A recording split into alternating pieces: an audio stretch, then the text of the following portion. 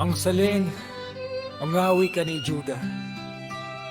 Ang mga bagay na sinabi niya sa kanyang mga anak bago siya namatay.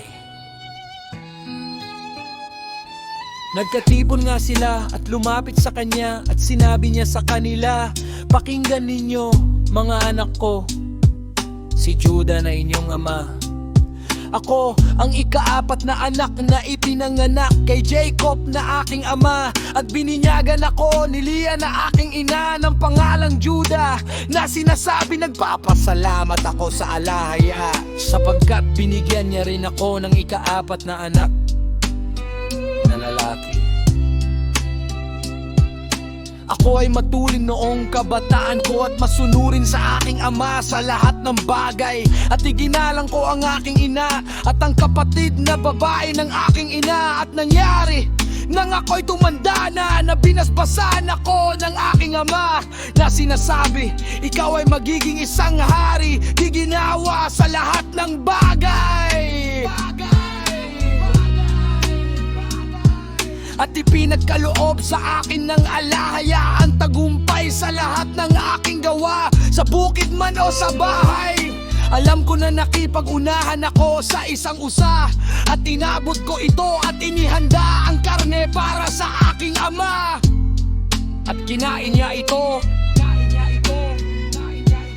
At ang mga usa-rosa ay aking napagtatagumpayan sa pangangaso, at naaabutan ko ang lahat ng nasa kapatagan. Isang mahilap na kabayong babae ang aking inabutan, at nahuli at naamo ko ito.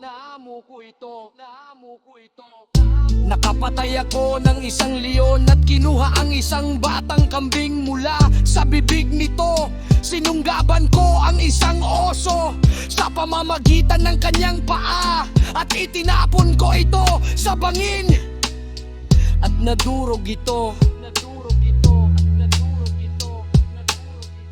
Nakalamang ako sa tagbo ng isang baboy damo, at habang tumatakbo ay sinaklot ko ito at pinagpira-piraso ko ito. Isang leopardo sa Hebron ang lumundag sa aking aso, at sinunggaban ko ito sa buntot at pinaikot at ibinato sa mga bato, at nabali ito sa dalawa. Nakasalubong ko ang isang mailap na toro na nanginginain sa bukid, at sinunggaban ko ito sa mga sungay at pinaikot-ikot at pinagsusuntok hanggang malito. At itinapon ko at napatay.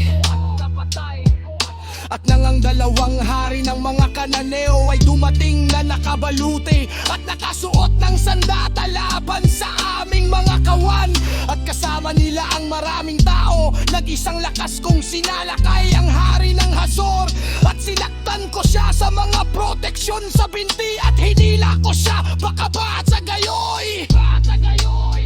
Nabatay ko siya.